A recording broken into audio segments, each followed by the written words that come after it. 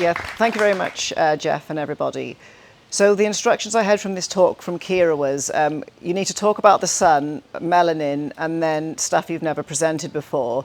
So that meant deuterium was out, light was out, all sorts of things. So I had to delve into magnetism, which I absolutely love anyway. And we're going to be talking a lot about vortices and vortexes.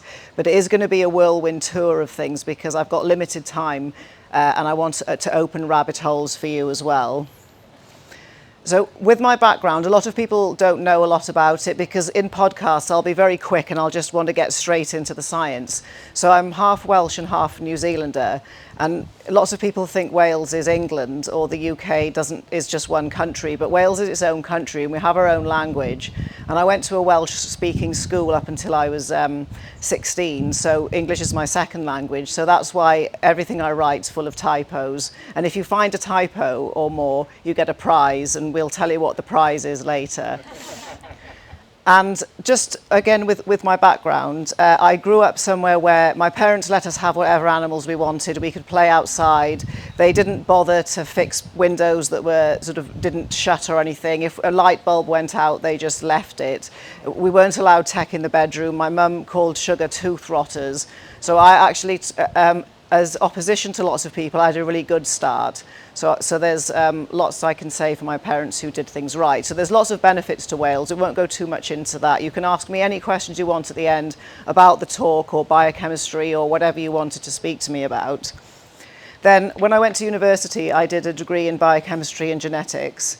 And I think the genetics part is the thing which annoyed me the most, where there's the biggest amount of lies. That I was doing my degree at the time when the Human Genome Project was about to be released, and a huge amount of money was lost in that because we were expecting 100,000 genes, and it turned out that a cauliflower has more genes than we do. And it was a complete example of how science really got it wrong. And biochemistry is something that I've done for that long. I'm not interested in it anymore. It's just I've moved more into physics, because I think looking at biochemistry through a physics lens and also looking at spirituality through a science lens is something that I really want to take forwards.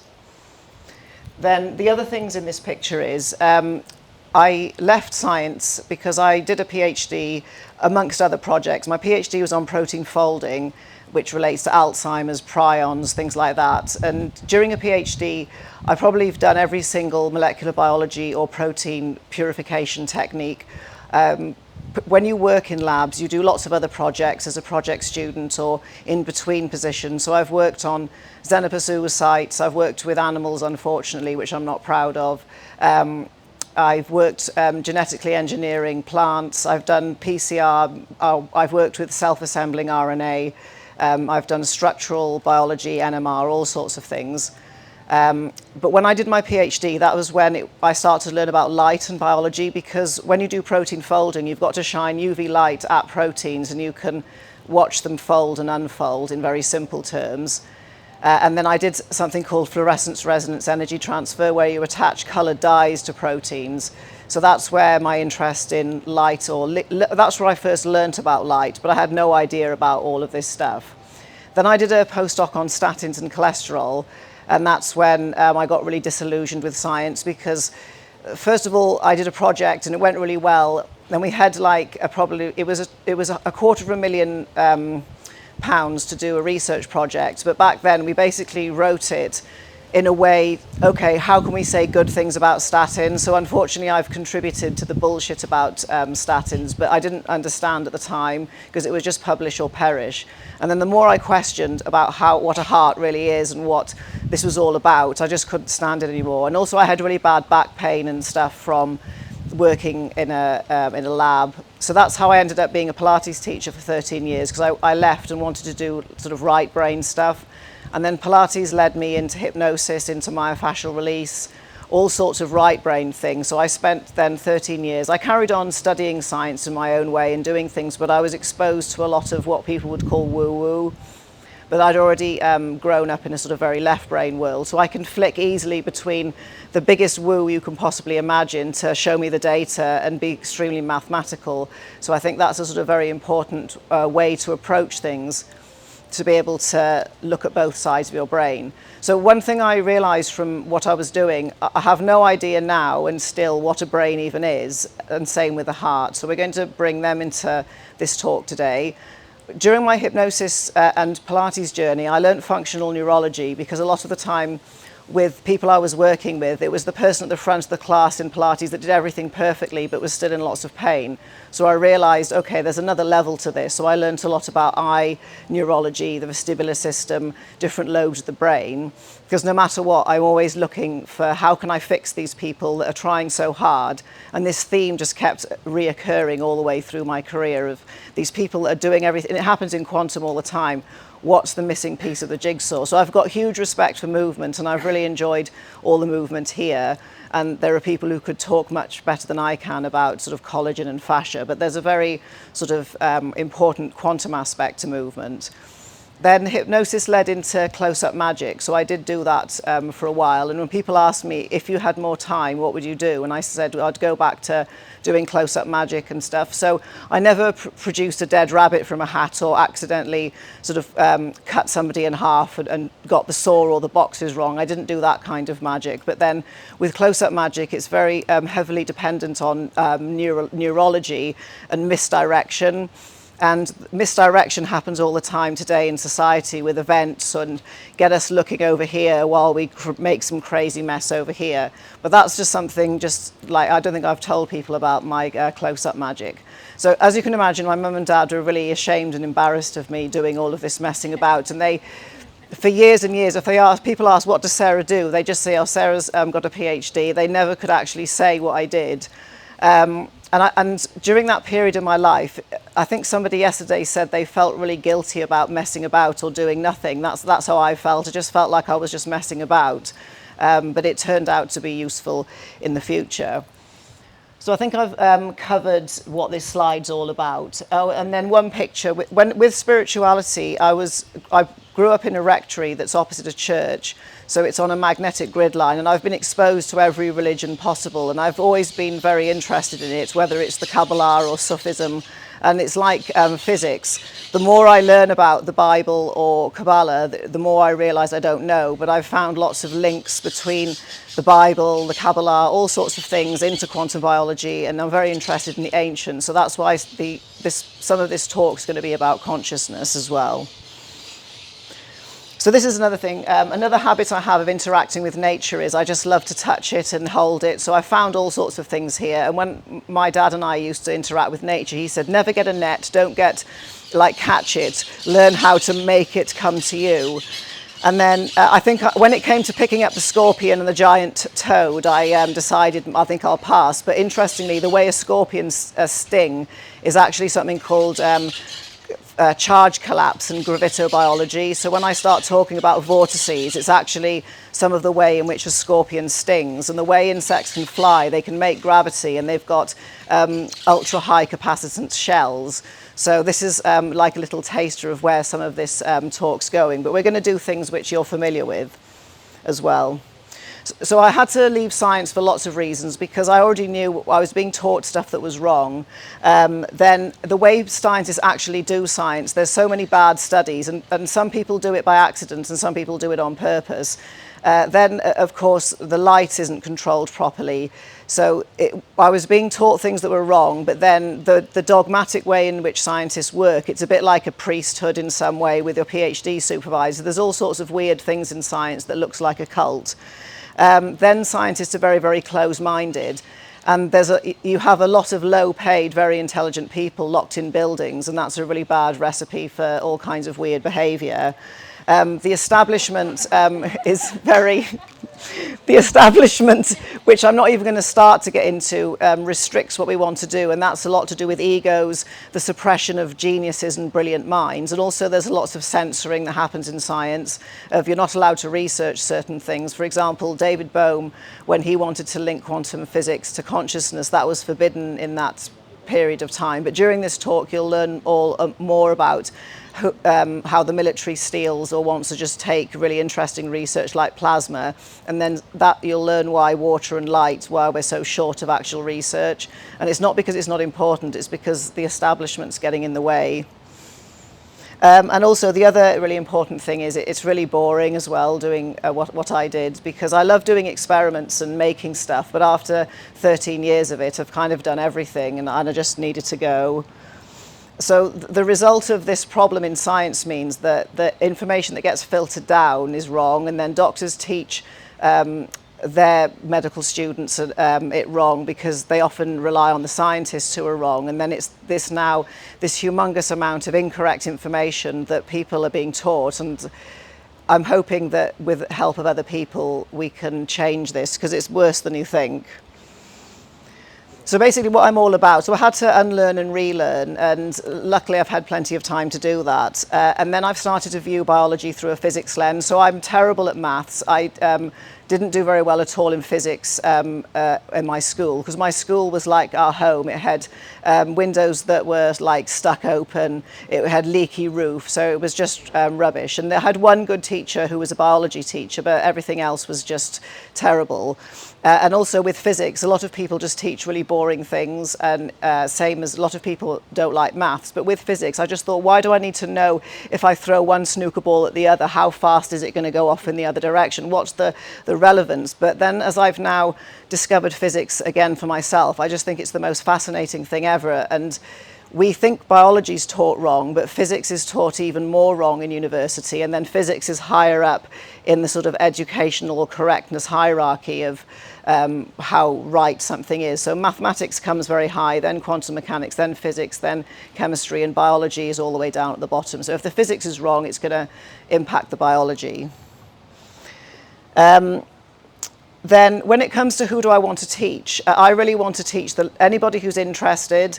So I don't want to force myself on people or schools. I want people to find me who are open-minded and ready to learn. And the other thing that I've realized is, because a lot of my social media is really under jeopardy at the moment, I've had loads of posts taken down, my YouTube channel's under threat. So I've realized, okay, you're telling people stuff that is true, it's just they don't want you to talk about it. So I'm going to at some point write a book, like a fantasy book, or something personifying electrons and hydrogen, and they, make it into a story so I can carry on conveying my information.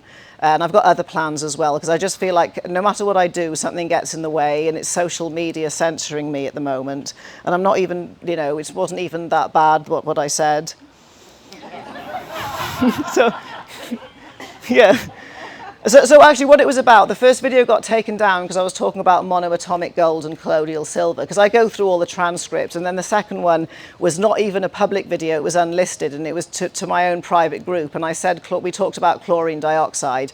So I think it's the biochemistry that's under threat. So I thought, oh good, well I'll just move into physics then, they'll just leave me alone, and I'll just try and spread the word there, because obviously anything in biochemistry that might work, then it must be banned, or you can't learn about it, or all the books get taken off Amazon.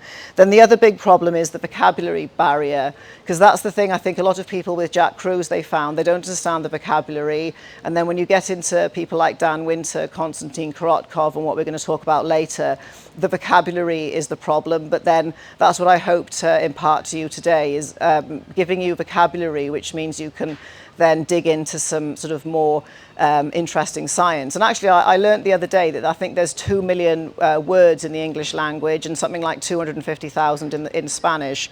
So yeah, the words is very important. But then when I was saying about wanting to write a book, sometimes you have to write things as a story for people to learn. So I'm going to touch on the heart and then the brain, but I think the reason that I want to talk about it from a physics perspective is because we have really no idea how either of them work at all, including me. And the reason it's such a big problem is heart disease is still the biggest killer in the whole world, so we've got no idea.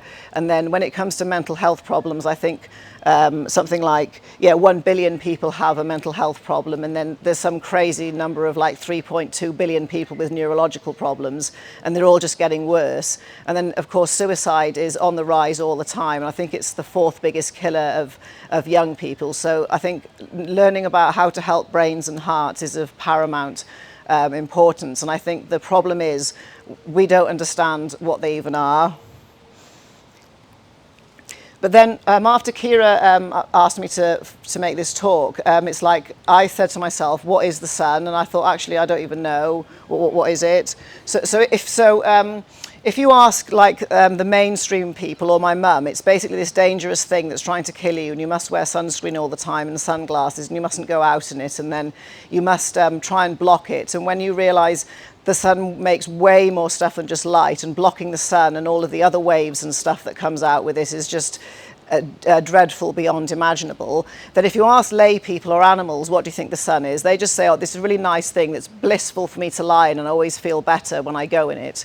And then if you ask scientists about the sun, it depends which camp they sit in. It's either something electric, or some will say it's a big hydrogen bomb, and then there are some people that say it's conscious. And I actually agree with Rupert Sheldrake and Robert Temple that it probably is conscious, and it's definitely not a nuclear explosion.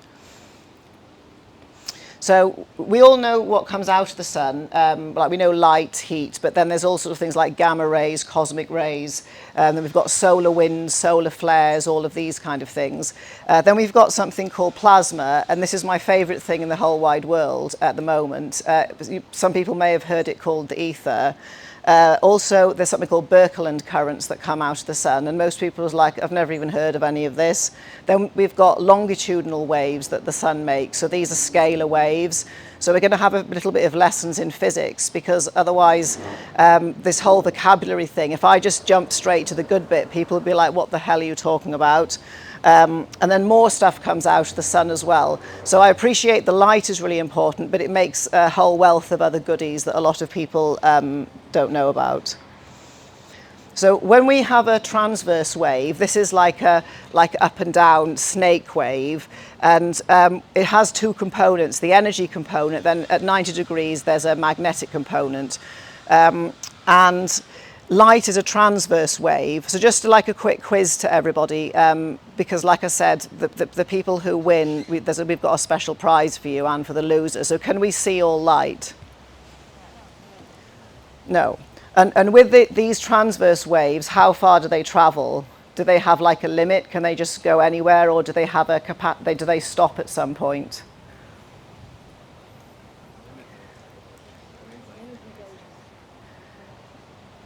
Okay, and then what about, can these transverse waves go through things? What about clouds and UV, clothes and UV light? Yeah, so basically what I'm saying is these are the waves that everyone focuses on, and luckily with transverse waves and EMF, sometimes if we get far enough away from them, they can't get us, because they travel but not as far as a scalar wave. And then with these kind of waves, light waves, we could put things in the way of them, and then they can't get through anymore, just in simple terms.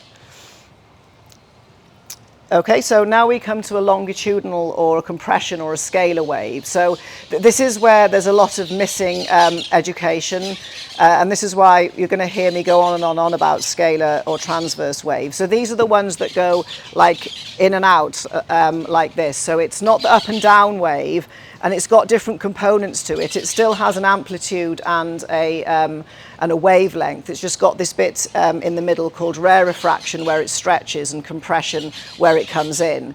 And a lot of people say the word scalar wave all the time, but they've got absolutely no idea what it is. And I didn't for ages either. So again, just back to our little quiz. And do you think, how far do you think these scalar waves can travel?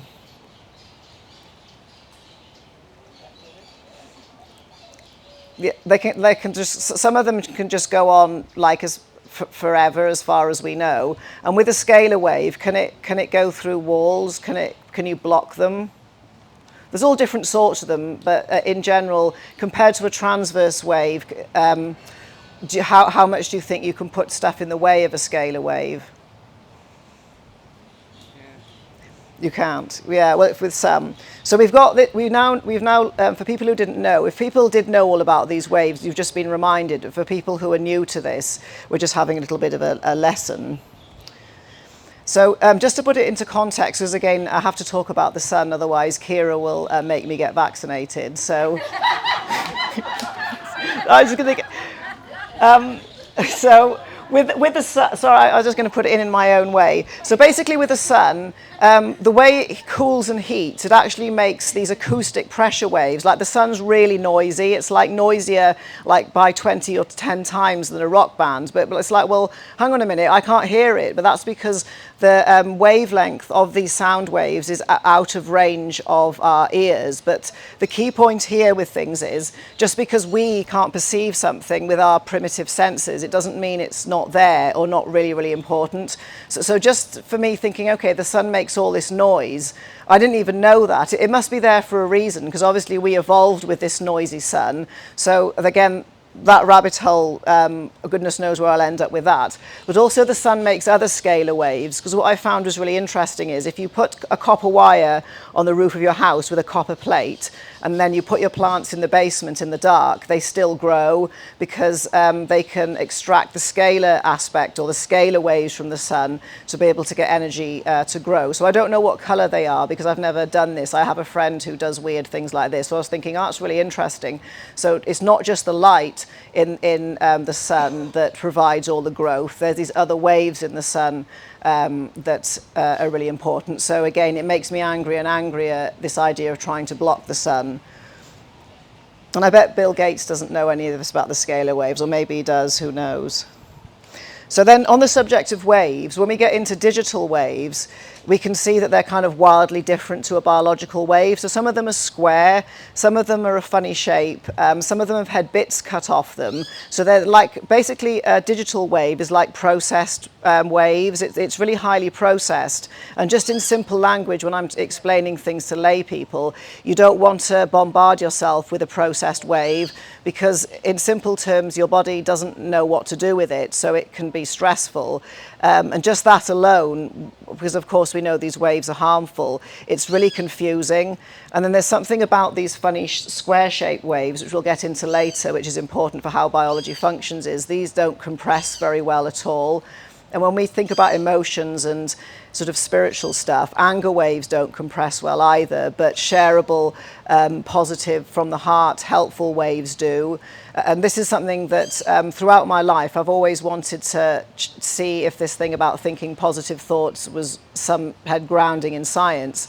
And being an angry, horrible, I don't know what I was going to say, a very rude word then, is actually on a physics level is harmful, and it actually is. And I just think this idea of when people start to learn about the physics of their consciousness, they'll realize how bad being angry really is. Because some people think, oh yeah, it doesn't matter, it's all about the sun or the supplements or the keto diet, and they don't understand that like they actually have way much more control over themselves, but no one's ever explained to them that it is real about these negative thoughts versus positive. So still on the subject of electromagnetism, then we're going to be leading into like melanin and other things. So with this little picture here, what this is an analogy of is we've kind of made some kind of electrical signal. I don't know, it might be somebody listening to some music. So we've got all this complex electronics going on, and this is all using transverse up and down waves. So we understand these pretty well, or we think we do, because we made all our tech out of it. But when it comes to radio frequencies and communication, nobody, especially physics and electronic engineers, knows much or even uses these scalar waves. And this is again very important, because as I learned more about biology, I learned that biology actually uses loads and loads of scalar waves, like biology uses direct current, not AC current. Then when this signal actually gets to the ear and how we perceive a sound, to do with melanin, plasma, how we think, this is where we don't understand very well at all. So I just want to have a quick little one of these slides of going over sort of simple things. So to me at the moment, like energy, frequency and vibration is what's really exciting me at the moment. And that was something that Nikola Tesla said. And with waves, what I've described is the wave by itself, but every single wave has a field around it, and this field does stuff. So just when we talk about, say, a magnetic current or something going in a certain direction, when we talk about the heart and the currents in there, it's not just going down the wire or in the heart, it's these electric fields do something to everything that's nearby. And we don't really know very much about this at all. And us as a human, we're like a giant garden of all of these electrical and magnetic currents. Like in simplistic terms, where we use direct current, but there's way more to it than that. But when we start educating people, or me in particular, just telling people about DHA and semiconduction and the idea of having direct current blows their mind. So I always have to remember not to make them feel like they're drinking from a fire hydrant and take it slowly. But we have to understand there's way more electronics going on in us than just DC. And people like Albert St. Georgi knew this. There's Alexander Pressman. He was another great scientist around the time of Albert St. Georgi. There's a few others, and they all got stuffed under the carpet and laughed at. We'll go into this a bit later. And then our environment is a jungle of currents and electromagnetism. So it's not just the Schumann resonance or EMFs. We'll learn about them soon, Birkeland currents streaming in from space. And then there's sort of magnetic lines, and there's magnetic lines in space. There's sort of gravity waves. So we've got all of these other fields going on, and this like jungle of waves and stuff, which nobody fully understands yet, but I think once you realize something's there, then you can start to learn about it. And what's really important I found in biology is it's not just like a molecule, like dopamine doing something to a receptor. Everything's done in a medium. And it's not just water that's the medium in biology, it's plasma as well. So everything that does something does it in an environment. Like I look at labs and HTMAs and all kinds of that a lot. And what people can't seem to get is their labs are just telling me about their environment. People will give me labs and expect them to, I don't know, fortune tell or something. It's like, well, I need to know everything. What do you eat? What do you even do? Because the environment makes your labs and HTMA results. The way the minerals behave in a HTMA is the environment these minerals have been put in based on sort of hormone levels and hormone systems. And the same with DNA. It's the environment in which the genes find themselves is how they'll behave. But later you'll learn that DNA doesn't just store information, it's part of all of this electrical circuitry as well, which I think is very, very interesting. So just so that we can all not think we know everything, David Bohm says nobody understands electricity and nobody understands fields. And like he's passed away now, I think it was 1993, but if he doesn't know, then neither do we. So I think what I'm trying to say here is that with all of this stuff, there's so much we have no idea about, yet with the way science is going, all they want to do is look at molecules and things and like chemicals and microorganisms, whereas all of this stuff about all these fields, to me that's like the new physics. But because it's complicated and not sexy, people just want to like look at things or molecules or new drugs or new vaccines or whatever. So that's just so we know that a lot of this, we might talk about electricity and stuff all the time, but even physicists don't know. And actually, I think Richard Feynman said nobody actually even understands quantum mechanics. So if you find the talk gets all crazy and, oh my God, I'm so dumb, I didn't get any of that, like it's we don't know. So just now, let's just bring it into like a little stuff that we're all familiar with. So Sam and Rudy and have done wonderful presentations to cover everything to do with light and mitochondria. And Dr. Alexis also gave us some interesting information about mitochondria. So here in this picture, we're just like, we've talked about these scalar waves, these digital waves, these transverse waves. So the mitochondria need all of these wavelengths of light to function. And basically what their most important role is, I think at the moment, is making water. But now I've learned so much about bioelectronics, I just think it's some kind of microprocessor that does even more than we even thought. But whether it's a microprocessor or not, it doesn't matter to the layperson.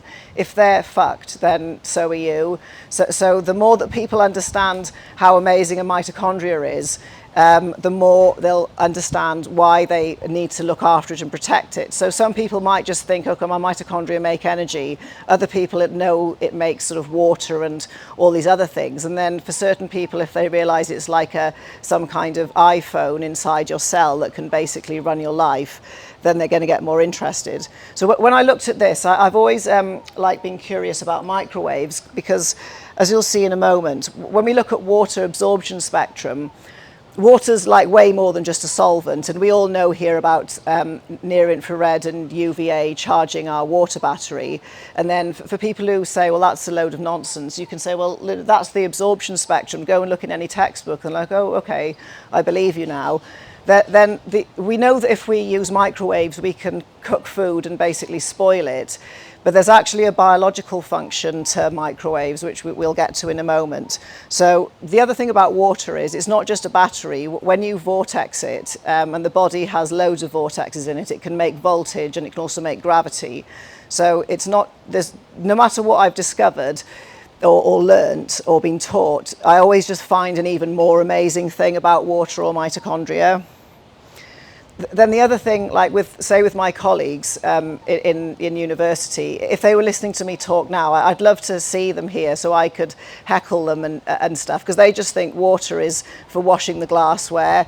And if I started to say that, you can embed frequencies into water, so you don't even, like with homeopathy, the resonance or the wave or the field of information that the molecule provided to the water gets trapped in these coherent domains, so it can store information.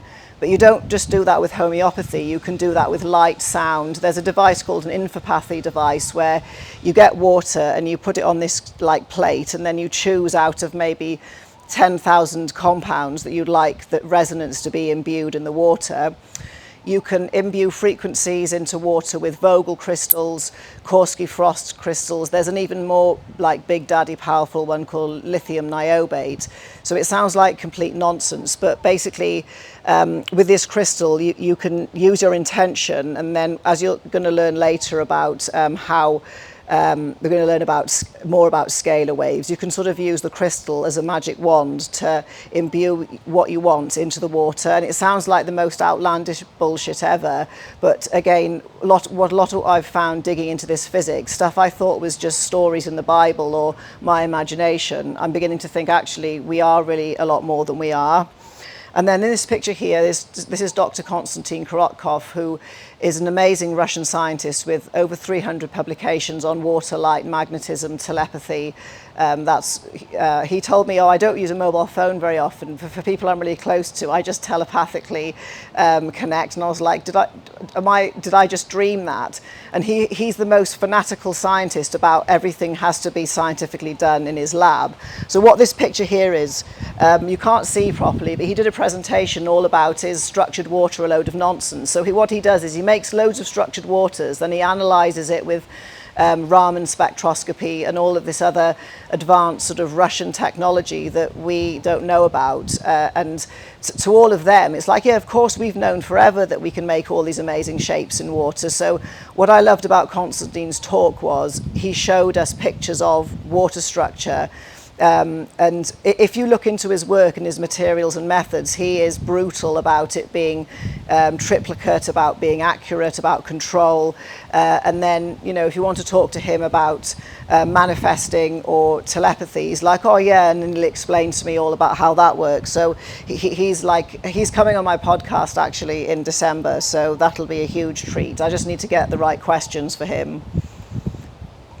So that was just a little quick reminder about sort of water, because I wanted to mention it, but I didn't want to do a whole talk because, like every one of these topics, we could talk for like an hour on everything. So what I wanted to now come into is talk about light, but I want to talk about wavelengths that nobody talks about. That's why I showed you that slide at the beginning of me and my weird plants and being like really excited to hold ugly animals like a giant toad or, the whatever grasshopper thing I found. And I don't really want to stroke the fluffy rabbit. So I'm like, well, hang on, everyone praises the red light and the UV. What about the green light? What about the red, the violet? Why is it there? What does it do? And then we all know that we've got good and bad blue light. So let's just quickly have a look at what some other colors do. Oh yeah, before I go into that, when I talked to Scott Zimmerman, we were talking about colour and wavelength, and he actually said to me, "Oh, you know, with all these wavelengths, it's not really, that's not colour." And I said, "Oh, can you teach me? Can you explain to me?" He went, "It's really complicated." And I said, "Well, what do you mean?" He said, I just can't. We just please don't go into it in the podcast. But all these wavelengths of like 400 or 600 isn't really colour." And I was like, "Oh no, well, what does this mean?" So when I eventually looked into this, the reason the title is "Does a Cabbage Know It's Green?" is a cabbage knows exactly how to do photosynthesis. It hasn't got any eyes, so it just knows it needs this particular light. Whereas we can choose light, and we say that's green or that's white or that's blue, and we have different perceptions of colour. So we've named it, but actually from a physics perspective, the way a photon moves, it travels in sort of a torus or a donut shape. And it does this, there's like a tilt angle at like 180 degrees to naught. And all these different colours have got a different tilt angle. So when the photon's arriving, the biology, whatever it is, the receptor or the plant or stuff that's much clever than us, it can't see what colour it is. It's this particular thing called a tilt angle is how, say, a plant for photosynthesis, this is how the green photons are not allowed in, that they come galloping up to the leaf, and then it's like, "Oh no, you're not the right angle, get out." And then the plants will let in, I think it's sort of reddish light and sort of some purpley light. Those are the two frequencies that do photosynthesis. So the green light comes out again, and that's called phase conjugating. It's a wave going backwards.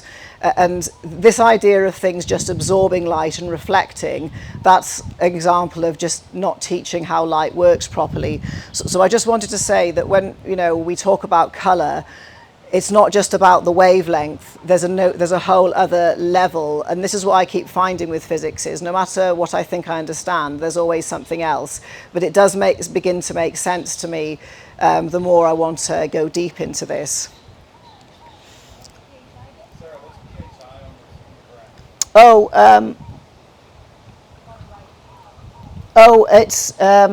It's photosynthesis ratio.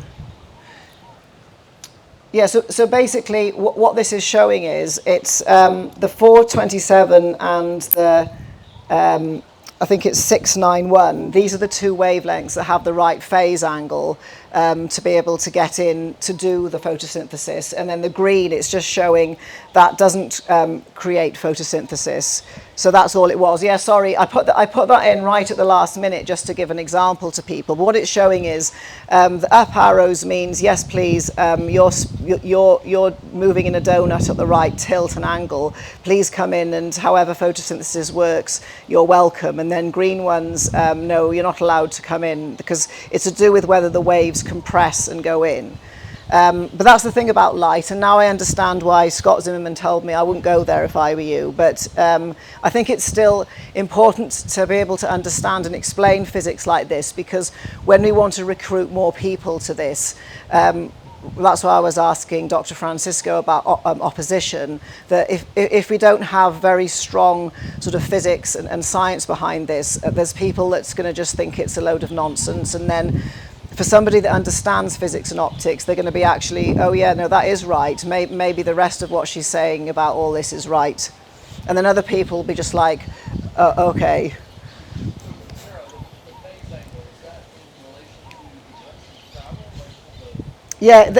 Yeah, the thing is, I should have. It's the way in which the donut or the toroid is rotating. Well, I'll have to. This is the problem here. That for some people, it's like, oh shit, what's this? And then when somebody wants a deeper explanation, it's one of these things. I'll have to chat to you after because it needs a video. Yeah, it can be, because it's like, but also nobody actually knows how electrons orbit atoms. It's the same thing. It's the donut or the toroidal, and for me, I don't know exactly. I haven't visualized it properly in my head because I was going to put a video, but then I've learned don't, put videos in PowerPoint presentations. For example, don't, have children and animals in photographs and TV shows.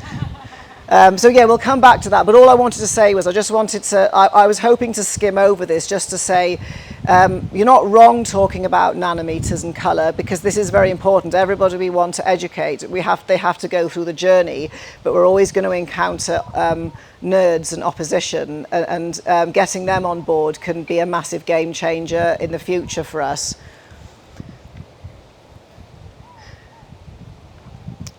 Okay, so with green light, when I used to teach Pilates, we used to do themed stuff. Like at Christmas, we'd all wear Christmas jumpers, and then for Halloween, we'd do spooky Pilates, and we'd dress up as witches and all kinds of Halloween things. And even adults, like seniors who are 70, used to spend all afternoon painting their face green, and like children for trick-or-treating. So anyway, I used to also get the room ready, and every year I used to use green light. And after about 5 or 6 years of this, we started to say every time we do Pilates in the green light, it doesn't hurt as much. And we just thought, oh, it's just our imaginations. And then I looked up somewhere and someone said, oh yeah, green light bilaterally stimulates the left and the right cortex at the same time. So I thought, oh yeah, that would make sense. Neurologically, it's kind of firing down and closing a pain gate. Then I found a paper from 2024. And what it's all about is it's using green light for not an injury, but for people who've got chronic pain like fibromyalgia or TMJ pain, or these kind of pains where the doctor's told you, oh, it's just in your head, go away, there's nothing wrong with you, I haven't hurt anything. So it looks like this green light therapy could be very beneficial for this group of people, because what they found it does, it activates, I think it's something I called an eosinolipid, which then activates the endocannabinoid pathway. So I just found this interesting, because we always praise certain colors of light, and now there's a study on a different color. And the light that we use, we just used to buy, you can get the red lights for hatching chicken eggs, well, you can get green ones as well, and that's what we used to use for the spooky Pilates. And luckily this study is on dim light, it's not on LEDs or anything. So this is just a little thing for people who are curious about light, and there's now a study. And also, I think in the study as well, it had some effect on inflammatory cytokines in the cerebral spinal fluid. So I think there's more to this, and again, accessing or getting hold of a green light is pretty easy. Then we've got some just yellow light by itself. So in this study, it was looking at the response of the immune system to yellow light. And it looked like in this one, there was a protective effect on lymphocytes. So this doesn't mean there's any definitive clinical relevance yet. All it's saying is that there's something about yellow light and the immune system. This paper said probably good, but we're not quite sure, because what it was saying, I think less of the immune cells died when they were asked to kill themselves. So I just found that interesting, and the paper was very sort of preliminary, so I've parked it in the back of my mind. There was another paper on the immune system and yellow light, and it was, again, I think this one was just talking about there's a possibility that yellow light may modulate inflammatory cytokines. So this is a science language, and sometimes the way in which we write stuff, we know for certain something does something, but you've got to say possibly, perhaps. You have to write a paper, maybe, and I'm just thinking this is so, we know it is true. So when you read a paper, I sometimes think I can't discern from the language how certain they are, because scientists are not even allowed now to sort of categorically say this does that. So I just park the yellow light in my mind. Then we have yellow and red light together in an eye mask. So this is something, again, Scott Zimmerman and I have talked about, that we both think that certain red light panels, we don't know enough about eyes or red light panels or brains, that it might be way too powerful. And that's just our opinion, and that's fine with us. Whereas this study was looking at red and yellow light on macular degeneration, I think the dry kind. So what it showed was, after a very short period of time of 4 weeks, you may or may not be able to see in the picture, but there's a lot of healing, and the patients reported no other symptoms and an improvement. So I just found that interesting, because it's to do with sometimes more or less is more, and mixing two frequencies together could be offering sort of more targeted delivery of light as a drug. I wanted to put the violet light and the encephalopsin in here just because Chroma is one of our sponsors, and I've got the Chroma D lamp, and being a nerd, I read all of the spec, and I had to look a few things up. It also, the Chroma D light I've got also stimulates neuropsin, but I didn't put a slide about neuropsin because I think a lot of people know about it already. So with encephalopsin, it's people thought it was just in the eye, but we're finding these light receptors all over the body now in organs like crazy. So this is, as people like Dr. Cruz has said, it's all there. The science just needs to show us. And the stimulation of encephalopsin by violet light also has, it regulates melanin production. It's got a relationship to how we respond to cold thermogenesis, and why some people might get more benefits than others. So it's another rabbit hole for you to look in, but it's also important for regulating mood and circadian rhythm. So I didn't want to spend a lot of time here, but when I've used my Chroma D lamp, I have to say that I definitely feel something, and I need to look up violet light more. And then for more violet light therapy, this is again another 2024 paper. So the yellow light, the green light was all, I wanted to find the freshest paper possible for you. So it was like November this year. Even though they probably did the research 3 years ago, it's fresh off the press. So with the violet light therapy, they have found that using particular glasses can help with myopia. And so far, they're just saying this is early days. We don't know, does it have any long-term effect? So with all of that, I just thought to myself, that's very interesting. I'm glad I've found out what other colours do. But the sun makes them all. So people can get green light outside. They can get violet and yellow light outside. And then I was thinking, I think a lot of the time these different coloured lights work better or worse on different people. It's like John Ott said, that we all have different deficiencies in light, like our diet. So some person might need more green light and some person might need more yellow light, and we don't know yet. But I just think it's a really interesting concept of how I can see the future of how light should be used as a drug. And also we've got something, I think it's like 10 to the 36 different possible choices of visible light. It's like sextillion. So who knows what kind of light drugs could get made in the future. So now if we come into the microwaves again, so then I found another study. This is in 2020, and it was about these researchers self-funded. So they wanted to look for microwaves in the brain, and they were looking at a specific frequency, and they were a group of Russians again. They've got very high spec detecting equipment. So basically what they found was they found some novel microwaves with a particular range, 1.5 to 4 gigahertz. And they found them only in the brain and not in other parts of the body. So basically your brain makes microwaves. So not only is microwaving your food like terrible for the information in the water, the actual microwave machine is doing some stuff in your brain. So then I asked Dan Winter and Patrick Botti, oh, what's all this about? And they went, I've known for ages microwaves help to make a bliss state, and also microwaves can make gravity. And I was like, okay. That's really interesting. So that's how we're going from microwaves now into sort of gradually take you into consciousness. So this is another thing about the biological microwaves. Like I never knew I had a microwave in my head. And again, with microwaves, you can use them for communications as well. So this is all leading into different ways in which our brains are antennas or receivers or emitters. And it's more than just the melanin, as you'll find. So with melanin, we know it's a semiconductor, but it's also something called a supercapacitor. So I was talking about the insects and their shells, and it's a supercapacitor, and that's how it helps them fly. So a supercapacitor just means it can store charge, and we always want more charge. So charge just goes beyond just doing lots of grounding. We can get more charge out of our melanin. And also melanin is a transducer, so it can change photons into phonons, which is sound, and then phonons back to photons. So it can do some pretty interesting electrical things.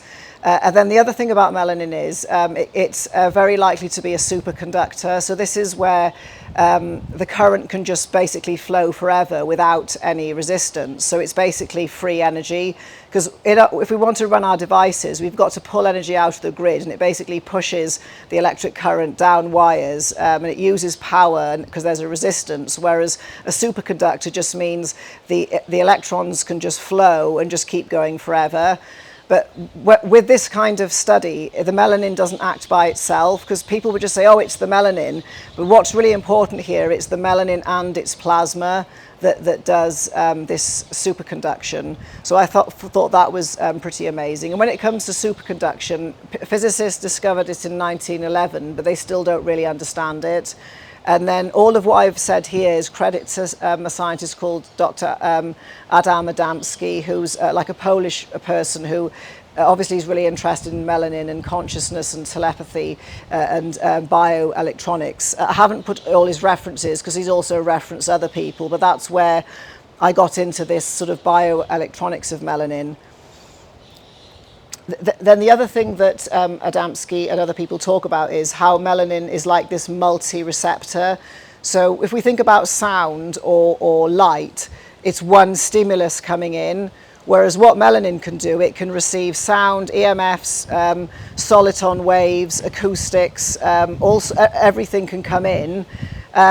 So it receives multi-information, and then it can actually output several different kinds of information. Like I told you, it can output photons, it can output phonons, and it can pass electrons along. So the upshot of this is melanin's obviously some really important component of our consciousness and how we can receive multiple stimuli at once and then be able to do things. I'm not sure how to explain that properly. It's sort of like the plug I've shown is a plug I brought with me that it can stick into lots of different electric sockets from different countries, and I can stick loads and loads of different plugs into it. But really, for that plug to represent melanin, I should add some sound and some light into that system as well. So what melanin can do from an electronics perspective is way more than just being a superconductor. Sorry, a superconductor.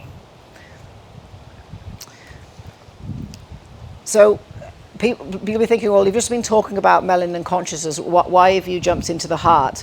Because I want to talk about vortexes, because this is what I wanted to make the whole talk about. But I wanted to include stuff for people who have come to hear about the sun or melanin. But I really wanted to talk about vortexes.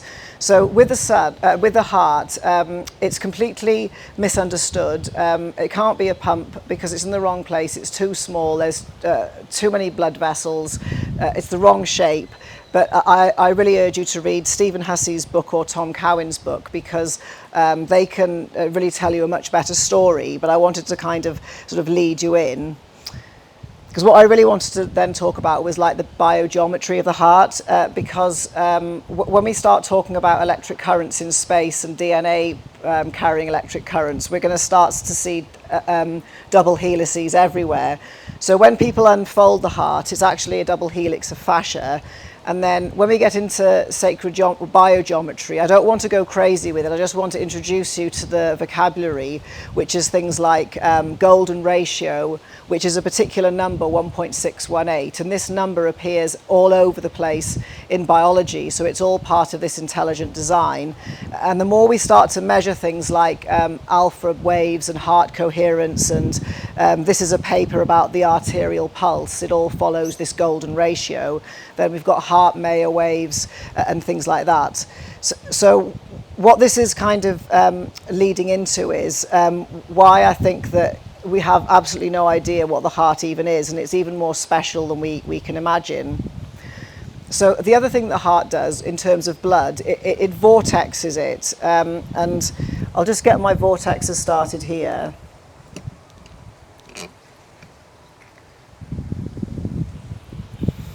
So we can...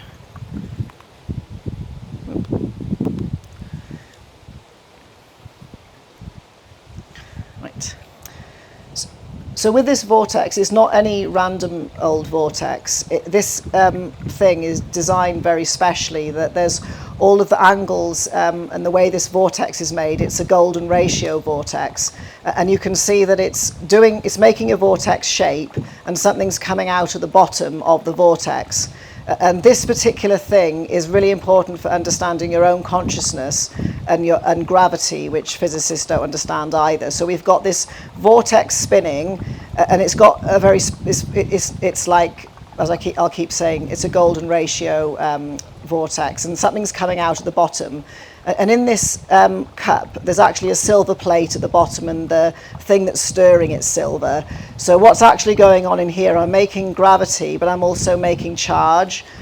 So what got me really interested in the vortexes was, for a long time, people have used water vortexes for cleaning water, fish farms, but you don't actually need to give plants the water that's been vortexed. You can be near a vortex, or the seeds can be near the vortex and still get all of the benefits.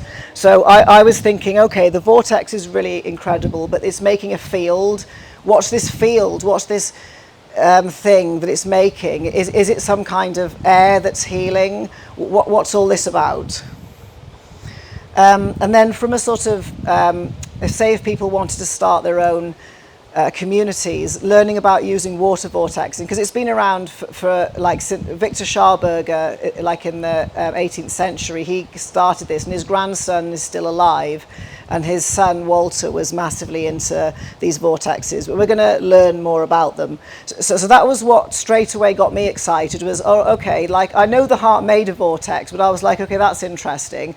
Then when I realized vortexes make electricity and gravity, I was like, okay, that's like crazy. And then if I'm near a vortex, I might be able to heal, and then seeds grow better. So what's going on? How does this work? So being how I am, there's certain things that really attracted me to vortex biology. So first of all, as I've just said, there's energy in a vortex. Then hydrogen, which is one of my favorite molecules, that assembles in an implosive vortex. So I love hydrogen and deuterium, but I wasn't allowed to talk about deuterium because Kira said you can't talk about things you've talked about before. And then the other thing about vortexes, Einstein and all physicists know about charge collapse, but when we start to look at like the physics of how plasma makes a vortex, even Einstein didn't know where did the charge go, and that's why he started talking about spooky action at a distance, because he didn't understand quantum entanglement, because he didn't know where this charge went, and that did a big blow to physics.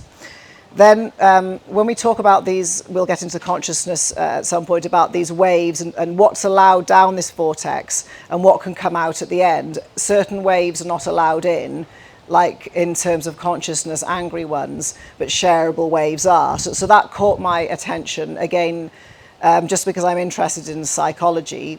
Then because gravity is like an attractive or sucking force, and what we will talk about soon is the sort of science of consciousness and life and growth. I thought, hang on, maybe there's actually physics behind the law of attraction, and people are just, some people have got it, and other people are just making shit up and trying to con people on the internet. And then the other really weird thing that I found was, I did say at the beginning I studied Kabbalah a lot, and then there's always this thing, if you know the name of God, you can access creation. I had no idea what that even meant. And then when somebody told me once, oh yeah, Yahweh or Yod-He Vav-He, that's a twin cone opposing vortex. And if you get it right, that will access creation. And I was like, what the hell do you mean? And they said, well, that kind of cone is very negentropic, and negentropy is the opposite of entropy. So all of these things about vortexes is a way out of chaos. It's a way out of, like, entropy is mess and sort of aging, whereas negentropy is something that's healing, growing. I still don't understand it yet, but like throughout my life, I'll hear something and over, and then one day all of a sudden I find out what it actually means.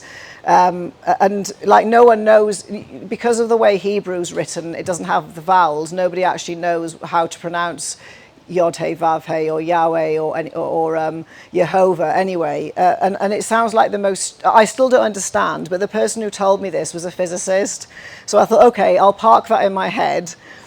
And then the other thing I thought was very interesting is that human attention, physicists all agree it's electrically centripetal.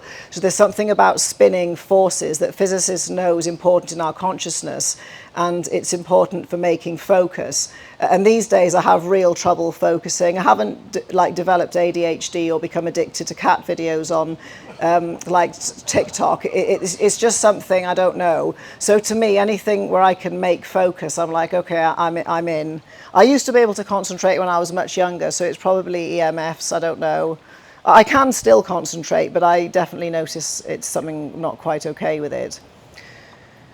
So like I said before, with the vortex, what's so special? So it can make voltage from gravity, and one of the things Victor Scharberger made is something called a Trout turbine. So in it, there was vortices, and it could produce power. So that's very exciting. And then the water, or whatever the thing that gets vortexed, it has to be piezoelectric, so it's got to be charged. So the water has to have ions in it, and then you can do this vortexing, and then energy comes out. And then we'll start to move into this a bit deeper. So what we're talking about here, it's called charge implosion. So if we think about how we make energy normally, we just blow things up. That's like explosive energy production. So people who are interested in like Tesla and how he wanted to get energy out of the air, shall we just say, we'll learn what he really meant later. This is the thing that they were opposing. They wanted to have explosive and fuel and gas and electric, where there's actually ways to use implosion to make energy. But obviously, of course, that wasn't allowed because that might get in the way of all of the fuel companies. Then the other thing about these vortices is, like I've said before, you can't just make any vortex. It's got to obey very strict sort of physical parameters. When I talked to Jörg Scharberger, the grandson, the first thing I asked him was, did your grandfather make a flying saucer? Because I'd heard of this thing called repulsine. And he said, I'll talk to you later. I'm just not standing up there and talking about UFOs, because I'm just not. This was at Gerald Pollack's conference. So afterwards he said, he explained to me all of it. And I said, well, how does it work? He just said, oh, inside, just make this vortex. And yes, that it will eventually, you can make gravity. And you can add all different things to the liquid, like mercury and iron filings, to make these vortexes make more gravity. So the thing about the repulsine and the UFO is actually real. It's just one of these things that, because you know, he'd get ridiculed, he doesn't really talk about it massively openly. So still about these vortexes, so the more I think about them, then I'm thinking, okay, this thing's spinning and stuff's going in, and then the way the waves are behaving, more stuff must be coming out the bottom of the vortex. So I'm thinking, okay, this thing, this vortex, has got something to do with getting more energy somehow, in my simplistic terms. So because all of this potentially could go get a bit crazy for people, we have to I have to think, for lay people are thinking, what the hell is this? How can this help my clients? Where's this even going? So when we start to study vortexes and consciousness and negative ion winds or plasma winds or organ accumulators or therapies, this kind of technology is creating a vortex that potentially could be healing, because it's negentropic, or it's anti-chaos, which means it's anti-inflammatory in sort of simple language. And then when it comes to people that want to buy or invest in tech, this stuff that does this physics does exist. So this is how it can, you know, we have to like always come back to how can this help other people. And we've just been talking about water vortexes, but when we get into space and plasma, you'll realize that everything's charged. So these people that say they can make these healing plasma vortex winds, it's like, it's not doing it in air, it's doing it in another medium. So, because I've mentioned plasma a few times, we just need to do a little bit of a quick backstory. So you may or may not know, for absolutely ages, from the end of the 19th century, the scientists just were convinced space is empty, and it was really nasty. It was like anybody who said space wasn't empty was a complete idiot. And then Christian Birkeland was one of the first scientists to suggest that there might be this thing called plasma in space that could carry electric current. So of course he was ridiculed to the highest order. And then he had another Scandinavian colleague called Fritz Zwicky, who spent a lot of time in the North Pole and actually even proved that these aurora borealis was plasma and there was something in space. And he wanted to publish it in a journal, and nobody'd accept it because he was going against the establishment, because they all wanted everyone, for whatever reason, no space is empty, you moron. And eventually Fritz Zwicky published his findings in a biology journal in the he was trying and trying for 10 years, so he got his work out. And then when we invented satellites, it was obvious then he was right. So this is just examples I want to show you of how obstructive scientists and science is. That's why, again, I was saying, I asked Francesco, what's the biggest obstruction to you? And then when you see how obstructive science is to itself, it's quite horrifying. So just again, in a little bit of simple terms for plasma, what is it? So it's the fourth state of matter. Some people call it the ether. And it's a medium, so it's like water. It's a thing that we can do stuff in. And the important thing about plasma is it's charged and it's compressible. So it's sort of something that we could make shapes in, we can make water in, we can do lots of things in it in sort of simple terms. And just for in terms of sort of physics people, with charge or plasma, it's charged, but it spins. As it gains inertia, that's what the definition correctly in physics for mass is. And this spinning charge, the rate at which it spins, is what time is. And this is for a long time people have said, oh, time doesn't exist, it's all made up, and I didn't understand at all. I just didn't get it. And now I've learned this, I thought, oh, actually, yeah, maybe I do begin to understand now about how time isn't what I thought it was. But this is, again, just a sort of for people who are ahead of me in their heads. So basically what we're talking about with this plasma, or this spinning charge, or everything being charged, is the unified field. And this is nothing new, it's just scientists have argued about it or tried to stuff it under the carpet or didn't understand. And the reason that I think it's so interesting, this plasma physics, is because it's not just the physics of life and gravity, it's the physics of out-of-body experiences, near-death experiences, memory through death, remote viewing, and other mystical experiences.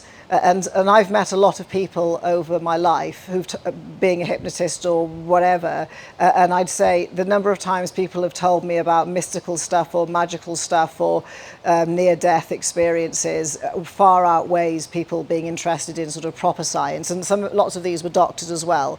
So this is another reason the whole plasma physics and vortexes got me really interested, because we all know somebody who's had a near-death experience, or that you might have had one yourself, or lots of people have seen angels or had crazy stuff happen and either been laughed at or it's been a profoundly life-changing experience. And there's actually science behind this.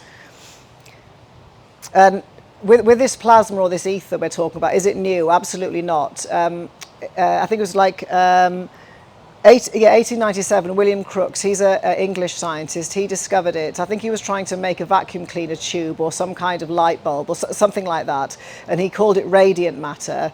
And then it's had many different names, but in terms of who's a father of plasma physics, it's somebody called Hans Alfvén, and he did a lot of physics study. He got ridiculed and he won a Nobel Prize in 1970, but he started doing all of his work in the 1930s. So now you can see how obstructive science is, because he found all this stuff and they were like, no, this is just stupid. And he just pushed and pushed and pushed. He got something called an Alfvén wave named after him, but he was ridiculed and ridiculed.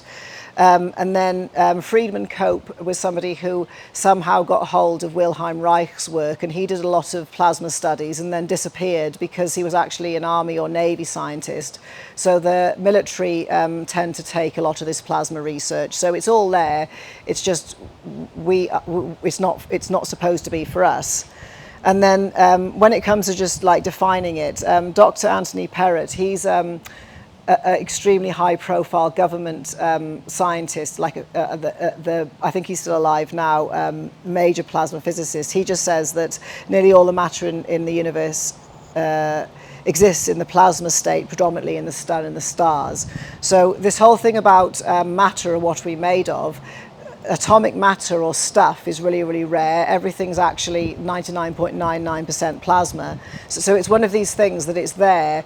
And if you ask Google that, it'll confirm it. Yet we don't seem to know anything about it. Well, me especially, like how come no one told me about this? And then when we think about it with plasma, we encounter it every day. So the sun's made of plasma, the stars are, that's made of plasma, it's in light bulbs. A lot of it's invisible, and the other thing that plasma can do is it can assemble into sort of complex structures. So could it have intelligence? We'll start to get to that later. Then we're made of plasma, so is our brain. And then when it comes to auras, which is just a cloud of charge, the Russians have been into auras and plasma for ages that we just didn't know. So to them, it's just completely normal about treating an aura, measuring an aura. And then the other thing I think is really interesting, in our aura, in our plasma, we've got a microbiome, and James Meadows in 2016 found a cloud of bacteria around us that's about 2 to 3 feet out, and we've all got one, but then nobody knows what to do about it, and for some reason that particular piece of information just completely disappeared. And I was utterly fascinated about the idea of having a plasma body but also bacteria or a microbiome in our plasma body. And you can look up the study, it was even in the newspapers in the UK. So when it comes to plasmas, there's loads of them. I can't possibly do it justice. So it's from the perspective of what I've talked to with people today, people who are interested in sort of entities or angels or stuff like that. There are people like Rupert Sheldrake who say that angels are like plasma. It is plasma, and they are real. So he calls them plasma. People like Peter Kreeft, he's like a world angel expert, and he said he'd come on my podcast. He does know we think they're plasma, but again, it's sort of, some people think it's an angel's a thing or a person, but then there are actual scientists who actually completely believe in angels but just say it's plasma because they actually think plasma has intelligence. And just because something doesn't look human, it doesn't mean it can't be smart. So if we come back to, I was telling you about space being empty, and then poor old Christian Birkeland got ridiculed, and he actually died early as well. So we can actually see these currents in space, or Birkeland currents, and to me it looks very similar to a brain. And then if we dive a bit deeper into these Birkeland currents, once again we can see we have a vortex. And these Birkeland currents in space, they're the best semiconductors of all. They're absolutely brilliant at semiconducting. And they come out of the sun, and then they stream out of the sun into Earth, and they go in at the poles. So we've got all of this electric current, these Birkeland currents flowing into the Earth. And nobody's ever sort of told me about these, because I've always thought, hang on, there is something beneficial to living in northern latitude. It's not just the magnetism, there's something else here as well. The other really important thing about these Birkeland currents is they stream out of other planets and the sun and connect everything up in the universe. So it's like this network of people always say to me, oh, everything's connected. And it's like, well, actually, maybe it is. So this idea that there's a whole network of stuff in space just completely blew my mind. But when I saw the picture of space and then my brain, I thought, hang on a minute, this looks like really similar. And then the other thing that's really interesting about these Birkeland currents, because of something called the Hall effect, when electric current flows, it makes a magnetic current, which actually then causes it to deflect a bit. So if we've got Birkeland currents running beside each other, they're going to deflect a bit and they start to twist. So all these Birkeland currents are a double helix, and they don't have to be double. You can get bigger helices, but anything that conducts electricity, like our wires, they have to be a minimum of 2 wires. So with these Birkeland currents, we've got something that's highly superconductive. We've got something that's twisted into a helix. And the other interesting thing about these Birkeland currents is it's not matter. There's not some matter that's being this rope. It's actually just particles. So again, it's sort of, I think this idea I've put, before I get to that one, how much time have I got? Because I'm aware of... Okay. Okay. Yeah, because I don't want to rush this bit because I didn't want to just dive in. So does anybody have any questions? Because I'm trying not to make it too complicated, and sometimes it's good to like stop. But are you all with me so far about the currents in space? And then we've got plasma that's like another medium, and how melanin's friends with plasma, and where we're kind of going with this.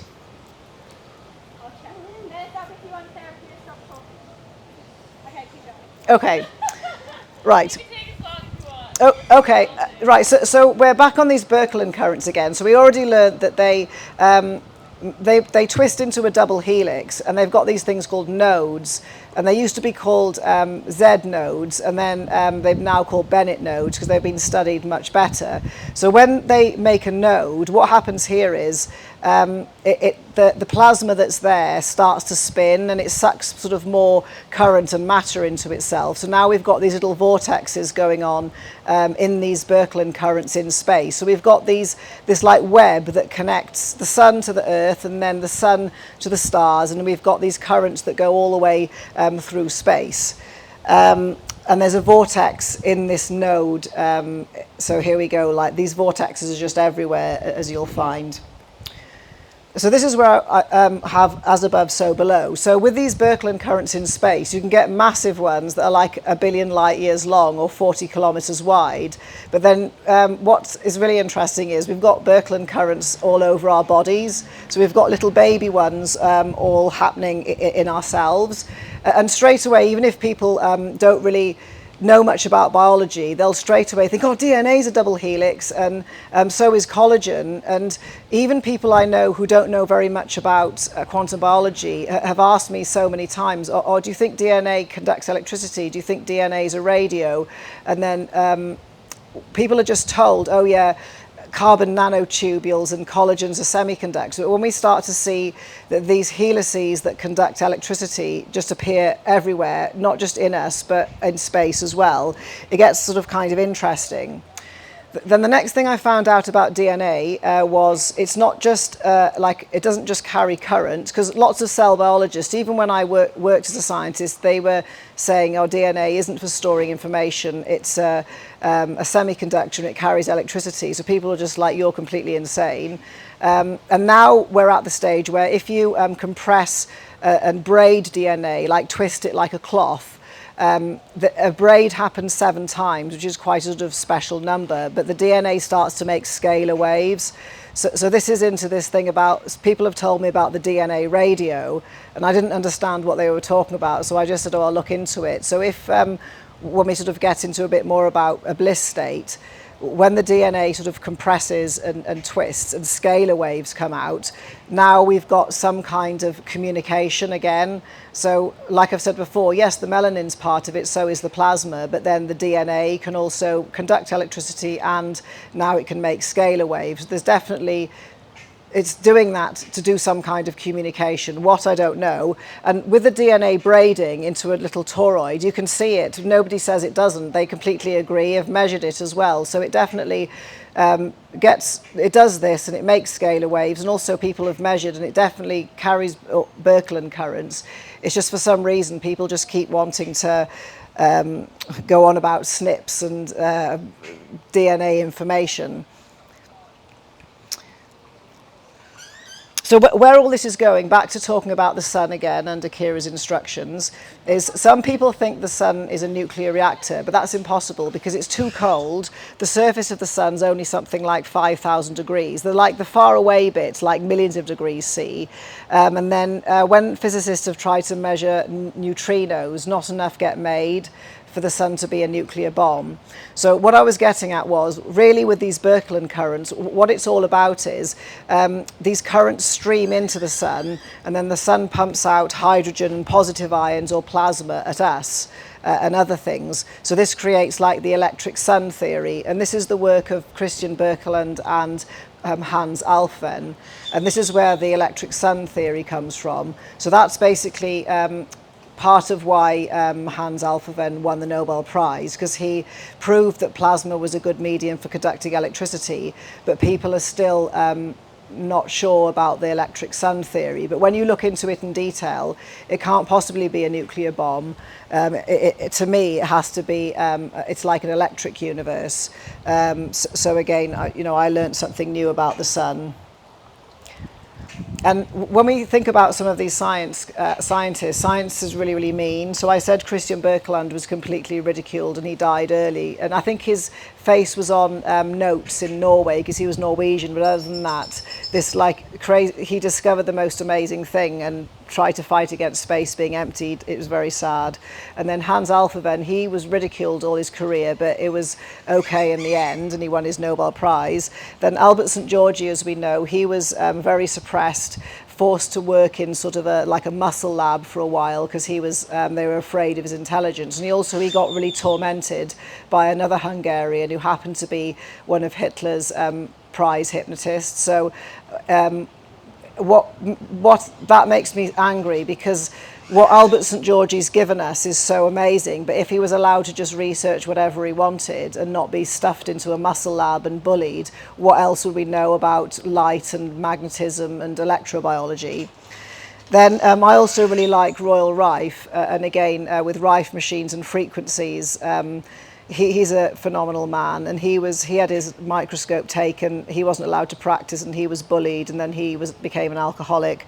Peter Mitchell, he's the grandfather of proticity, so that's positive electric currents in space and in mitochondria. So the way the ATPase works is actually a proton or proticity current. So electricity doesn't have to be electrons, it can be protons as well.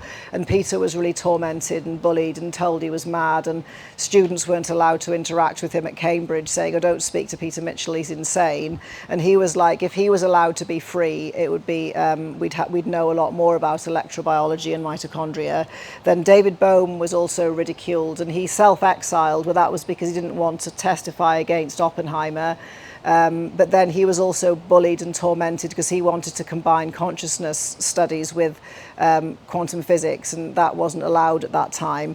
And that's partly why he was so ill, because he had lots of sort of health problems. It was partly a brilliant mind being tormented. So this is why with science, why I don't want to ever go back, and I want to write a book or be with the general public, because it's just so mean, and they seem to really hate and attack all these really innovative geniuses. And I always think, imagine what we'd know if they were allowed to function. Right, so just for the last bit, so this should be easier to do, even though it's new for you, because we've sort of defined or talked about some of these ideas.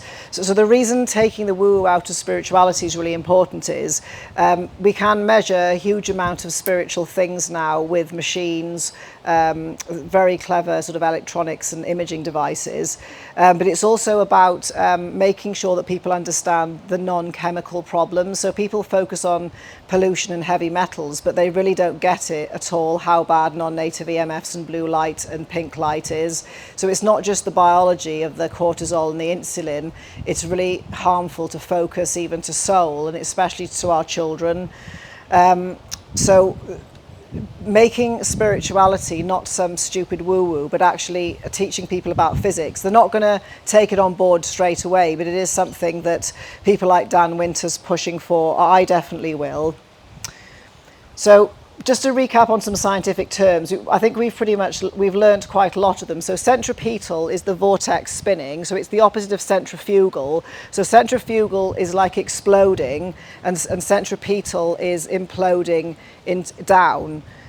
We've talked about implosion, of how you can make energy by compressing things, not just blowing them up.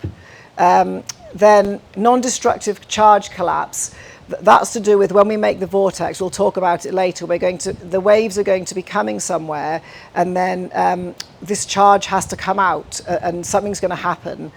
Because with these waves, if they just came down the vortex and just came to the 0 point and just disappeared, what was the point of that? They actually come to this 0 point, and something really crazy and interesting and amazing happens, which I'll try and explain to you in a minute. We've talked about the golden ratio and divine proportions, about how when we start to look around of how biology was made, all these different frequencies, it matches this golden ratio. Clearly, somebody mentioned it in one of their talks, nature doesn't make mistakes. And when you actually look at the fine mathematics of it, it's even more precise and mind-blowing. Neg entropy I've talked about, so again that's the opposite of chaos and entropy, and anything that could be negentropic, because actually just grounding's negentropic, but there are other things are as well. That's going to be healing, anti-aging, building in a positive way. An array we'll come to in a minute. Planck, that's like the smallest measurement on Earth, like the size of the 0 point. So it's like 1.26 to the minus 25 nanometers, and the radius of a hydrogen atom is 0.37 nanometers. So you can imagine how tiny this 0 point or this Planck is. Because when I started to get into studying this physics, I had to learn it all by myself with Dan Winter, and I just didn't get, it just took me forever because he never told me what anything was, and I had to look it up and still didn't understand. So for people who want to learn more about what we're going into, is Dan Winter's work. It's just like Jack Kruse times 1,000 for being really confusing, but it does actually work. That's the whole thing. When I worked, actually to do it, it's really easy, but then to make people do it, I have to know all the physics to convince them, same as Jack's work. People are like, well, you know, it's, you know, that we'll come back to that later. But then what we have now, there's something called, if you multiply Planck, this very small distance, with golden ratio powers, you can get about 200 different sort of biological variables that come out, like the radius of hydrogen. You can get like the Schumann resonance, Mayer waves, alpha waves. So what Planck and the golden ratio are telling us is, mathematically, there are healing frequencies that we can make and use. And this is again to help our clients, not by like tech that's just a load of rubbish that's completely the wrong frequency. So this is another reason why I've got sort of into this kind of physics, because yes, there's stuff out there that can help our clients, but there's also stuff out there that's just complete rubbish, and I just don't want them wasting their money. Then fractality, that's really hard to explain. So I think in terms of that vortex I showed you, something with fractality, one way to describe it is, as it gets smaller and smaller and smaller, when it's absolutely tiny, it's exactly the same as the big thing. Or you can think about it as a holographic universe, that if you take a piece out of the hologram, it contains all the information of the whole thing. But then, because I'm not a mathematician, there's more to fractality, and I'm sure other people could like add on to this. But just for the sake of trying to explain fractality here, I've never understood the leaf analogy, but I understand it in terms of a vortex, that even the tiniest point of the vortex is just a miniature version of the whole thing.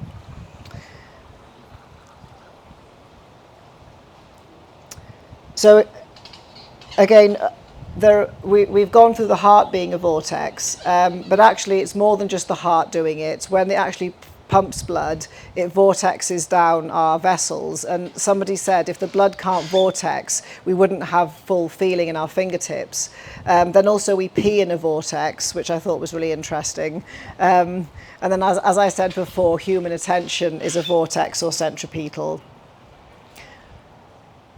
So again, back with the consciousness and Konstantin Korotkov, this picture here, he is what he did was he has something called a biowell, and he was measuring somebody's aura before and after, I think, having acupuncture to show it being more complete.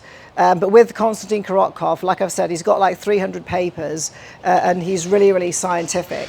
So what's interesting, why did I bring this up, is because with our aura, as I said before, it's a cloud of charge. It's like a plasma, but it's another way for us to get more charge.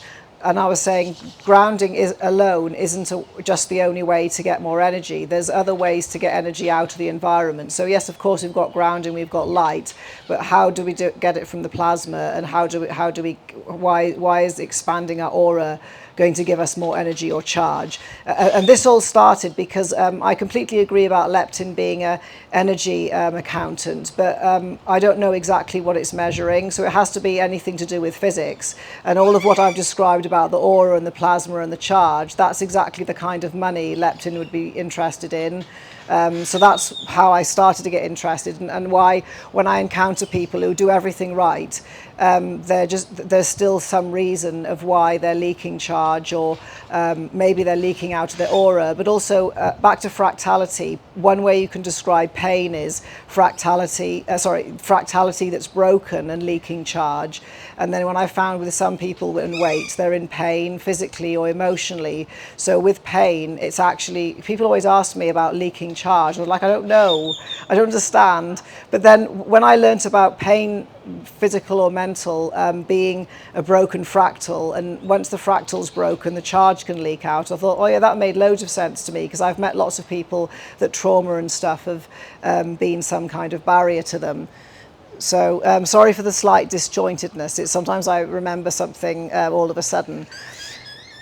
So what this is going to move into now is, it's like, okay, well, I have this aura, I want to charge it. What's the point? What am I trying to do? So here we go. We're back to like the universe and an array again. So in our heads, we inhabit an array all the time. It's called our synapses.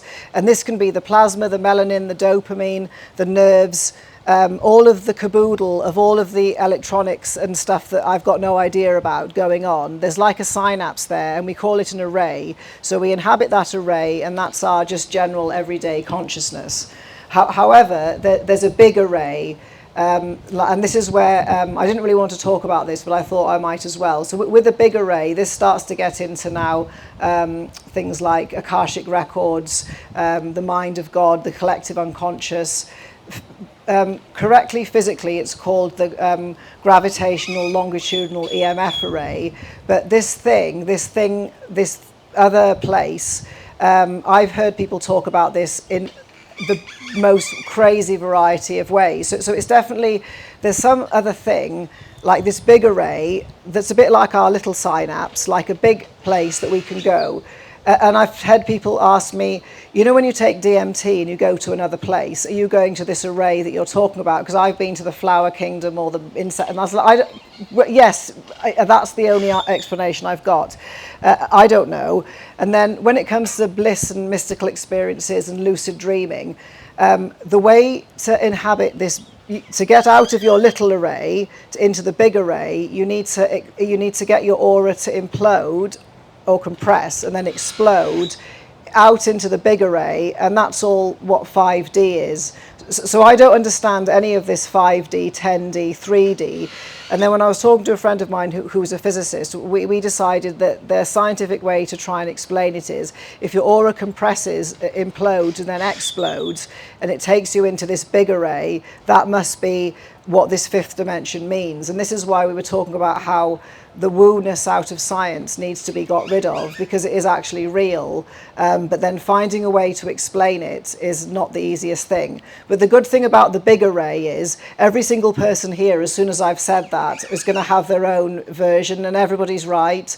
Like, you know, I don't know, we all are, because it's all part of stuff we do in our own head. So this is a way it kind of relates to everybody, because even the most massive atheist will have had some kind of mystical experience of some variety, or maybe they went on an ayahuasca trip and part of their brain came out of their body and went somewhere else. And I've met sort of lots of, with my hypnosis practice, my favourite clients are men who've been to prison or are going to prison. So we talk about this stuff as well. And if they can think it's really interesting and do it, then everybody can. So they found, yeah. Right, so this is where I'm going to have to like read off the slide, because it's something that I want to bring it together and try not to confuse people and explain to you why I've gone through this massive rigmarole of water vortexes and how it all relates, and why I went on about scalar waves and transverse waves. So basically, like, consciousness is a liquid crystal, a superfluid plasma vortex that inhabits an array of sparks of synapses in your brain. So we can all imagine like the synapses in a different way. So there's basically a plasma vortex in your head. And what happens is when the harmonics of the brain, like most people know about alpha waves, beta, gamma, and heart coherence, when these are all in a golden ratio cascade, it starts to squeeze this vortex. So it's squeezing it, so it's starting to implode. So we're squeezing this vortex to our head, to the 0 point, which is Planck, that little tiny amount. And basically, focused human attention causes these electric fields to compress or implode. So what happens here is up and down waves are going in, and then transverse waves are coming out. And what we want to do is this implosive process means that our consciousness is able to now inhabit this big array. So what the key thing here is that what's happening, we're turning an up and down wave into a longitudinal wave. But what actually happens through all of this process is that longitudinal wave that comes out can go faster than the speed of light. So this is the bit that Einstein didn't understand, because he knew about charge compression and all of this. He just didn't know what happened next. So when all of this squeezing of this vortex in your head happens and the longitudinal wave comes out, it doesn't just mean you can inhabit the array. It also explains action at a distance and entanglement. I hope that I tried to be as not complicated as possible with that. And then I made another slide to, again, explain it in a different way. So we've got this vortex in our head that's all of the ratios and the brain waves and everything all have to be the right ratio, similar to my water vortex, or it doesn't work. And it causes this charge compression.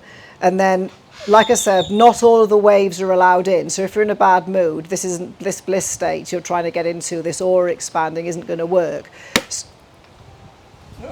So, yeah, like I say to my audience sometimes, I don't mind if you throw tomatoes at me, just take them out of the tin first. So, that was from, yeah. So for this one, on this picture here, I've just added a little bit more to try and explain to people about meditation or being an a-hole or whatever, that there's actually a physics process of your mood and your focus and your plasma vortex, in your head squeezing, and then there are people here that will know more about brain waves and heart coherence than I do, that if you do it properly, it's like the water vortex. You're going to get sort of energy and stuff out, but it also is a way to explain action at a distance. And understanding this for me, really, I think Einstein's wonderful, but this whole business about him taking the piss out of quantum entanglement actually held science back for ages. So again, how does this relate to a vortex? That in your head, all of this squeezing has to happen, and it also, this squeezing squeezes glands, it squeezes the DNA, so the DNA makes the scalar waves, it squeezes the glands, and out comes sort of these neurotransmitters. So all this squeezing and this vortexing, we can think about it through all different lenses. So basically, some people want to call this meditating, I call it bliss, some people do this and want to lucid dream, but it's basically the route in to be able to really access sort of superhuman parts of your mind, which we all have. And the key thing about this sort of vortexing that happens is about how the transverse wave changes into a scalar wave, and it goes faster than the speed of light, and this has been measured. So for ages people have fought about how fast can things go, and things do go faster than the speed of light. So basically, just to bring it all back to, even if like the last, because luckily, like I've had time to think about this, and I've tried and tried and tried with many iterations of slides of how do I explain this to people, how do I walk them in, how do I make it relevant. So fundamentally, if you thought, oh, that's interesting, I've got a vortex in my head, I need to make my aura bigger, I don't really understand any of what else you've said, but I want to do it. So basically, seaside, by the sea, that expands your aura.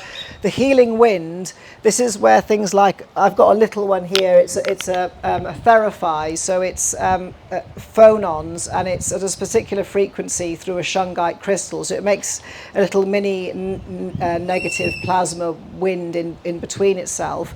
But there's big massive versions of it that make sort of plasma winds or negentropic places where you could go and sit and charge your aura or your plasma. Someone asked me, I think it was Hagen, about how do orgon accumulators work. They're sort of supercapacitants and probably like an egg made of gold. So you'd make the plasma wind go in, and then the egg stops it escaping. And it's the same idea. If you put people in these things, they heal, because we're talking about the same physics. It's about these, this plasma being charged. Then with sunlight, that's phase conjugated waves. So when we're outside, all of this vortex squeezing business that goes on in the head, it just works better when we're outside. Because I didn't want to go too crazy with the physics. Like I said before, the sun makes scalar waves as well, so it's going to be really helpful. There's other weird things that happen in physics at sunrise and sunset, because you can get more than one wave coming at itself. It's like a 4-wave conjugation, and it happens only at sunrise and sunset. So the colour of the light at sunrise and sunset isn't the only bonus. There's stuff which I can't fully explain properly that happens to do with physics and plasma, of why lots of our ancestors always did their ceremonies at sunrise and sunset. And if you want to, say if I had a client who's really bad at meditating, I would just say, why don't you do it at sunrise and sunset? Because you've got a better chance of it working. Then the really important thing that people still always think's nonsense, thinking empathic, shareable thoughts. It doesn't necessarily have to be love to everybody. It might be you want to invent something that's going to help mankind. That's a shareable thought. That's allowed in the vortex. It's not anger or hate. And then what else was there?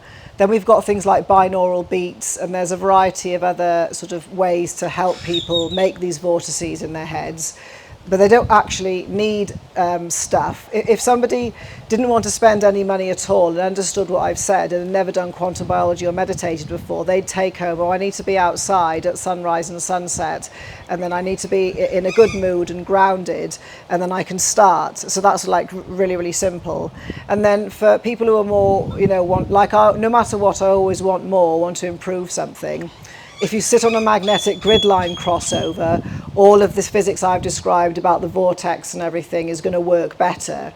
So sometimes people can't meditate, or it didn't work properly because they just sat on the wrong piece of grass. And if they went and sat in a church or a cathedral or found a magnetic grid line, it would work better. And then the way to mess all of this up is aluminium boxes and houses. So people sometimes tell me, oh yeah, I do all my manifesting in the car. It's like, well, that's not going to work because your aura can't get out because of like the dielectrics of aluminium. So stop doing that. And then also blue light and pink light, because of the kind of waves they make, with the phase conjugating and the compressing, they're not allowed in the tunnel in the vortex. So pink light and blue light doesn't just steal dopamine, it's much worse than that, especially for children, because it steals focus and soul and their ability to do mind over matter. And then obviously Wi-Fi and earbuds and 5G. So for people who try to tell me, oh yeah, EMFs don't do anything, if they knew the whole crazy electronics going on in their head, it's bloody obvious that like putting an earbud in there is going to like mess up all that vortex, but what people want to think. And then I said before, I can't emphasize how much people don't understand the negative thoughts side. So just my closing comments. This is like a lot of stuff I've encountered, like Pilates or neurology or Jack Kruse or physics. The theory is like crazily complicated, but to actually do any of this, like 5-year-olds can do it. 5-year-olds can do Pilates. 5-year-olds can do quantum biology. 5-year-olds can do bliss states. Actually, 5-year-olds are much better than me at hypnosis and astral projection if I just get them in the right place to do it. And the problem about this is I don't know whether people on purpose don't teach physics properly, or whether hardly anybody knows. Sorry, there's an insect. Or whether people like Dan Winter and Jack are so confusing to people they don't actually understand. I've got no idea. Or whether there's somebody on purpose. I know for certain with textbooks about Kellogg's and everything have their finger in the textbook pie. So I just think that the amount of re-educating we need to do is like way more than I thought. But the whole good thing about all of this is there's science behind all of it. There's science behind all of our quantum biology work, our grounding, our water, even for me and the plasma and the melanin. Like there's loads of science. And this is another reason why there's so much suppression and limited studies on light, because my really good friend Robert Temple, Professor Robert Temple, helped me with some of this presentation, the plasma side. He just said that so many plasma and biophotonics scientists have been cut off that they're strangling light research, and we didn't even know because we didn't know what was out there. And then, as I said before, the blue light and the pink light doesn't just steal dopamine. It's like stealing people's focus, their bliss, their soul, and stuff like that. So there's way more to bad lighting in schools than people thought. And the pink light is all of John Ott's work, and then the blue light is just stuff I've sort of put two and two together and could explain it to somebody who wanted to challenge me. And then I think also, as I said at the beginning, I worked with the woo-woo people for 13 years, and they were right after all. They just don't have the language to convince scientists and doctors where lots of stuff that we all did was right. We just didn't know how to bring it forward. So again, the vocabulary problem. And then I think a lot of with sciences, the establishment is much more of a barrier. Like, it pretends it wants to move science forward, but all it wants to do is like inhibit people like Albert St. Georgi or Christian Birkeland, all the geniuses, and just carry on with a narrative. But then I don't know, because I don't work in science anymore, and you can probably understand why I don't want to ever go back. So anyway, I've got like people to thank. So we've got thank Rudy and Viva Rays and Chroma for sponsoring this. Then Professor Robert Temple, who he is probably the best explainer on the planet ever of physics, and he's just such a brilliant man. And he was friends with Peter Mitchell. He knew Albert St. Georgi. He was friends with David Bohm. He's met about 50 Nobel laureates. He's very close friends with Rupert Sheldrake. And so yeah, he was a really kind for him to help a little me. If you ever come across him, he's very worth a listen, because him explaining stuff about physics, it's like anybody could understand. And then Dan Winter and Patrick Botti, they are the ones who really got into the non-destructive charge collapse, the phase conjugated waves, the last bit I was talking about. So it's not, they didn't start that work, they just finished off the understanding of exactly what gravity is, because that's all the same physics of vortices as well. So I need to thank them, because I mentioned a lot of their work but just didn't have a place on the slide. Then Ian Mitchell, he's the CEO of Wizard Sciences, so he was the one that he kind of like accidentally blurts out random things about how gravity and time are not what I thought it was, because he had a really bad motorbike accident, and I said, "Oh dude, how are you not dead?" He went, "Oh, I just changed gravity." I was like, "Okay." And he went, "Oops, I didn't mean to say that." I said, "Oh no, like you have to tell me more now." And he said, "Okay, I think if you go and learn what gravity is, and it'll blow your mind, and come back to me when you think you've got the answer." And he's a really wonderful, lovely man who knows loads about science as well. Then obviously I want to thank Kira for this opportunity, because I don't think anybody would let me talk about this in another conference just yet. And then obviously my goddaughter, which is the reason I'm so obsessed with telepathy. Although I've got quite far-ish with hypnosis and things, I just want more always. And then my parents, because like I said, the stuff I've done through my life is like there's loads of other weird like careers and stuff I've done. I didn't tell you all about the Thai boxing competitions, and I was also went in the military, and and the thing is, I just feel really sorry for them, because it's a bit like Jackass. I think, was it Bam Margera, his dad Phil, and my mum and dad are like that. They just humour all this just nonsense, which and it's not turned out to be nonsense now, but to them, or what's Sarah doing? Oh, she's doing close-up magic in Las Vegas. It's like, okay, is she not well or something? So and also they're very much, if you treat something as a problem, it'll become a problem. And I'm really glad they did that, because I managed to escape obviously being captured by psychiatrists and things. And then that's how really I really got into quantum, because I didn't bother to go into mental health stuff. But I think quantum biology is the key for really serious mental health things. I didn't have time to talk about that, because it's a whole other like talk.